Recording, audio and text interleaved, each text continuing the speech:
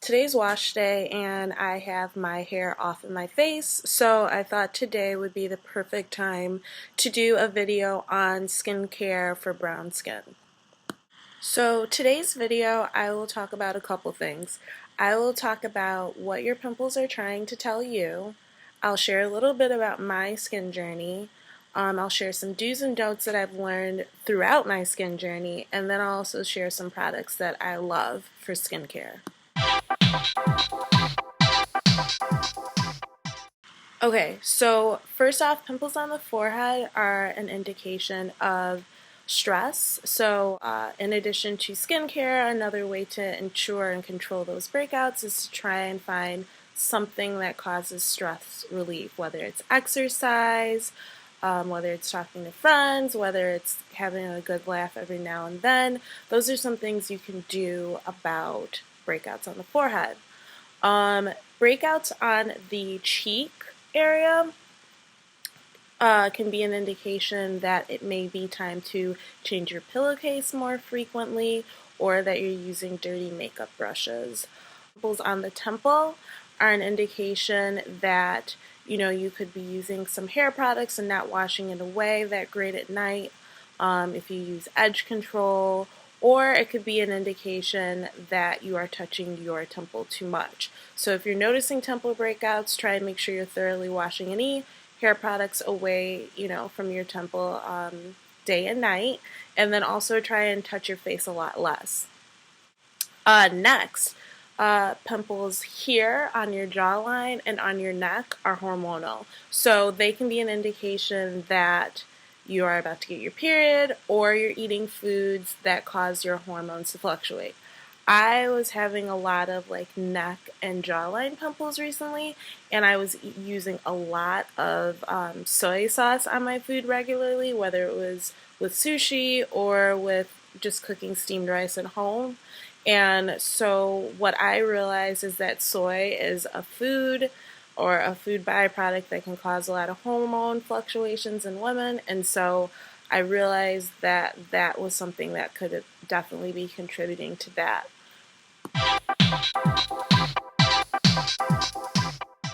Okay, so now that we've walked through what your pimples are telling you, I guess I'll share a little bit about my personal journey with skin and skincare. I have extremely sensitive skin. In addition to that, I have mild eczema. So it's been a long journey as far as finding a routine that really works for me. I've been plagued with acne, dark spots, dry skin, and in my uneducated way to find solutions, sometimes I would do things in skincare that would actually make the skin problem even worse.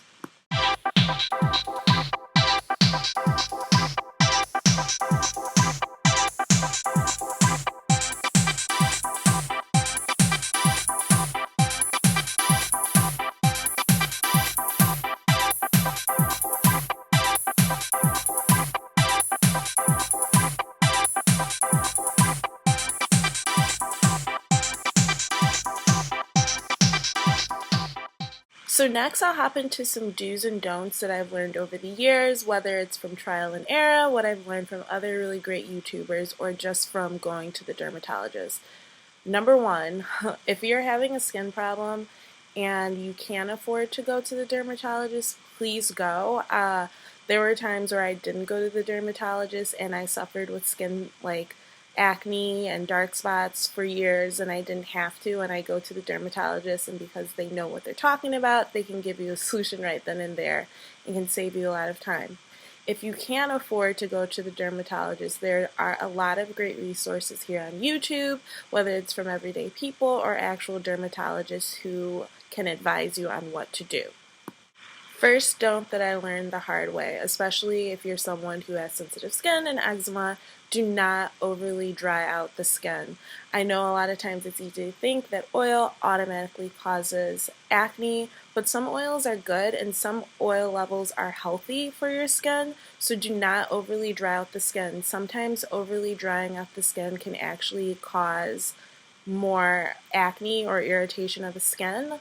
So what I suggest is that when you wash your face, tone it, and then you also use a moisturizer to make sure you're ensuring a healthy moisture level of your skin. Also make sure that that moisturizer is formulated for people with sensitive skin if you have sensitive skin, whether you go to the department store or whether you go to the drugstore. There are products formulated for people just like you and I who have sensitive skin. Do not use the same towel over and over again for your face washing routine. Um, Skin and acne is caused by bacteria and also mildew and stuff like that. And so when you use the same towel over and over again, that towel tends to harbor those things. So the next tip is one that I learned from watching Jackie Aina's snaps. When you are applying a toner to your face post-wash, dab and do not wipe. Wiping the toner throughout your face drags bacteria from one area to another. So if you have a problem area in one area that's causing a pimple or a bacteria that's causing a pimple and you wipe to the other area, all you're doing is reintroducing that bacteria to another part of your face, therefore promoting acne. So dab, don't wipe when you are applying toners to your face. Next, on hair wash day, make sure that you wash your face after you finish your wash, your conditioner, and your twist out. This is to ensure that any hair product that may have accidentally gotten on your face is washed away. Do's and don'ts of dark spots.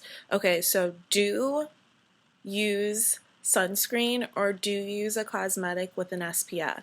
Great for keeping the dark spots from getting worse or the sun causing any more hyperpigmentation. Do use products that you can use because we are brown skinned. I do not recommend bleaches because bleaches can cause blotchiness. I went to one dermatologist who did not specialize in melanated skin and they recommended that I take a bleach for my dark spots, and what happened is, yeah, the dark spots lightened, but then my skin became splotchy. I recommend that you use a product that you can put all over that will just even the skin tone as opposed to bleach it. There are prescription products that dermatologists can recommend, like Finacea. I've been prescribed that in the past, and that helped me get my dark spots under control to the point where I didn't have to use it anymore because whatever dark spots I had were taken care of. And then if you don't, have time or the money or the resources to go to a dermatologist, there are products like Olay Regenerous Tone Perfecting Cream that even things out. So you definitely can find solutions at the drugstore too that are not bleaches, but more so products that are formulated to even your skin tone to avoid any blotchiness, especially, for us brown girls and women.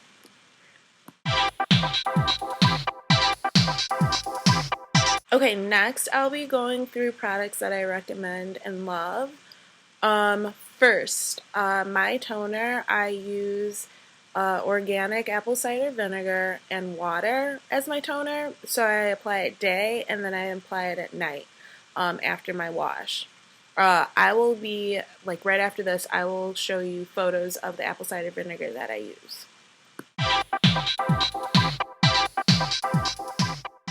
So that's the toner that I use day and night. I've been using that for maybe 3 months, and I've really loved the way it keeps my skin really glowing and looking healthy, so I highly recommend it. So the apple cider vinegar water toner I apply daily, and then once a week I do an apple cider vinegar Indian healing clay mask, which is really great. The Indian healing clay mask pulls out a lot of the skin toxins and keeps your skin really healthy and feeling great. So I do that once a week. I will show the Indian healing clay and then the apple cider vinegar after this. Basically what you do is you make the mask of equal parts apple cider vinegar and Indian healing clay mask dust. The The Indian Healing Clay mask is like just a mud dust in the canister, but then when you put it with the apple cider vinegar, it makes more of a paste. So you put that and apply that all over your face. It's really great for the skin. It also really helps the eyebrows look nice and shiny. So yeah, it's a great thing to include in your skincare weekly routine. And I know in this video we've talked a great deal about the health and skincare of the skin on your face, but it's also really important to take care of the skin on your scalp. In addition to doing the Indian Healing Clay apple cider vinegar mask on my face, I also do it on my hair. It's really great for controlling and preventing dandruff, and keeping the hair really shiny and healthy. So it has a dual benefit. It really helps with the scalp and controlling the dryness of the scalp, and also making your hair look its best, and healthy and shiny. So yeah, it's great for both face and head.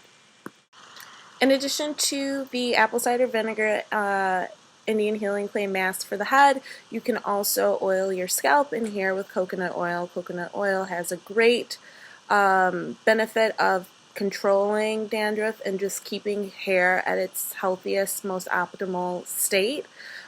So use that in addition to the mask. It's great to apply the coconut oil on a day-to-day when styling or whenever you style, and just applying it to your scalp as an oil.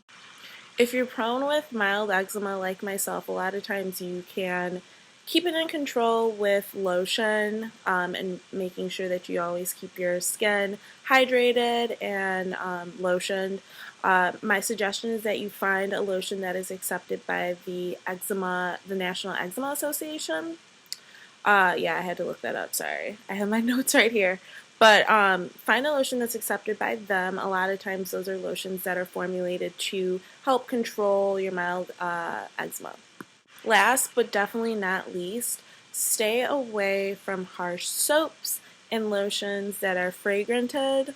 I suggest using a mild lotion, just like the ones that I mentioned that are accepted, or just like I mentioned, ones that are accepted by the National Eczema Association, and then also a super mild soap. The soap that I use is the Cetaphil Gentle Skin Cleanser for skin all over. They have a facial cleanser that is not for your body.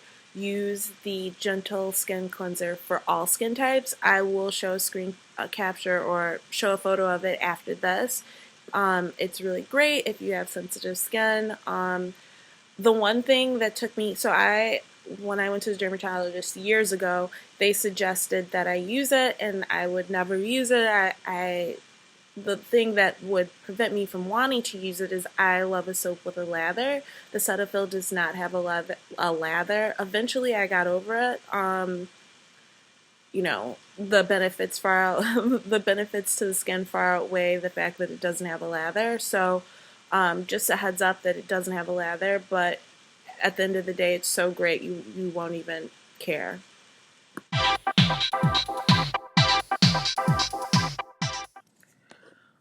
So a moisturizer that I've really been loving lately is a sample that I got from Sephora, and it's the Bobbi Brown Vitamin Enriched Face Base. It smells really great, and it's a really lightweight moisturizer. A lot of times during the day I wear it under my makeup, and then at night I just wear it at night.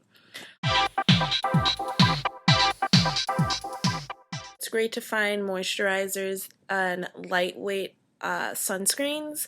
Lightweight sunscreens are really great for preventing dark spots. So if you have dark spots and you want them to go away, make sure that you use a sunscreen to kind of avoid any hyperpigmentation that'll make those dark spots worse. So make sure you incorporate a moisturizer in your daily routine. This is one that does not have an SPF. I also use makeups that include SPFs if you are concerned about the sunscreen being too heavy and making you look too greasy. There are great makeup products that include an SPF.